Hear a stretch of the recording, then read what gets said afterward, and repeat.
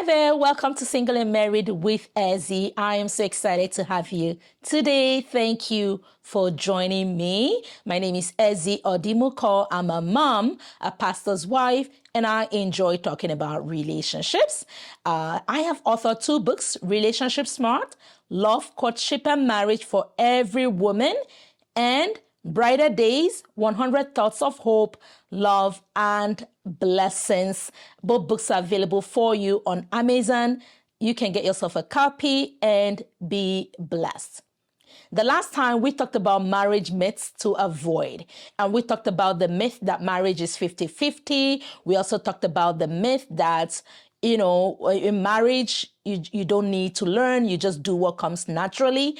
We also talked about the myth that those in ministry or who are serving in churches, in ministry and leadership, always have successful marriage. And we talked about those myths. So if you missed that, you can catch up on my YouTube channel on the last episode. Today, we are going to continue to debunk some marriage myths.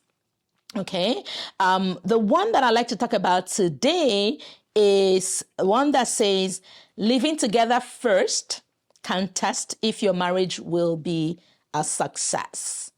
Living together first can test if your marriage will be a success. And that is a myth, right? That's a myth because studies have actually shown that cohabitation does not indicate or does not indicate a marriage that will be successful, right? So it does not, living together first before marriage does not necessarily make your marriage more successful or happier or healthier. In fact, on the contrary, it can actually worsen things, right? Think about it. When you're living together, you're not married, the commitment is not there. So it's a different thing. It's not the same as marriage. With marriage, there is that commitment. So it's a different level, a different interaction when you begin. So living together, testing it out first is not going to necessarily help you to have a happier or successful, healthier marriage. Another myth I want to talk about today is one that says once we fall in love, everything will just fall into place, right? Yes, love is beautiful. Love is awesome. Love is definitely important.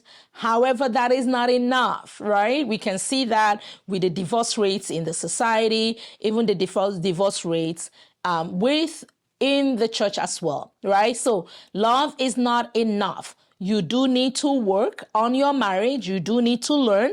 You do need to have a willingness to work hard to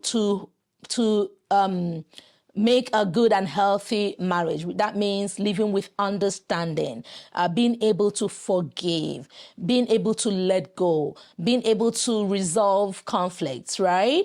Being able to care for one another and let go of past hurts and past bitterness and resolve your conflict. So there's a lot more that is involved in making your marriage successful. Love is important, don't get me wrong, but it is not going to be enough to get your marriage through the tough times. You need to be willing to work hard, to be patient, to be understanding, kind, forgiving to your partner, and be committed to making your marriage a success, okay? Another myth I'm going to share with you is one that says, I don't need to learn from anyone. I know everything I need to know from about marriage. I don't need to learn from anybody. That is a myth because truth is relationships and marriages suffer from lack of knowledge. We know that. The Bible tells us, my people perish for lack of knowledge. Some people don't want to learn. They don't want to ask questions. Hey, you've been married for 20 some years. I see you're happy. Your marriage is successful. Can you tell me a couple of what has helped you? Right? They don't want to learn. They just feel they know everything and they're suffering. Right, my friend? Be willing to learn. Be willing to learn. Be willing to be teachable. Again, interact with those around you who have happy, healthy marriages. If you're going through a challenge, don't suffer in silence. Reach out. Reach out if you attend church, reach out to your local church, reach out to the elders, the deacons, your pastors. They may have some help or resources they can point you to. Look for counsel. You know, counsel is important. Reach out and seek help. And it can help you, even somebody helping you and your spouse to talk through a problem, a challenge can be helpful. So don't suffer in silence. Don't think you know it all. Be willing, be teachable, be willing to learn. Read good books. There are lots of good materials, good books out there for you and resources to help you on your marriage journey. So be someone who is willing to learn. That is what's going to help you build a successful home. Okay. And the last one that I'm going to talk to you about today is the fact that we are both so spiritual, our marriage will just work out. Again, it's very close to what I talked about.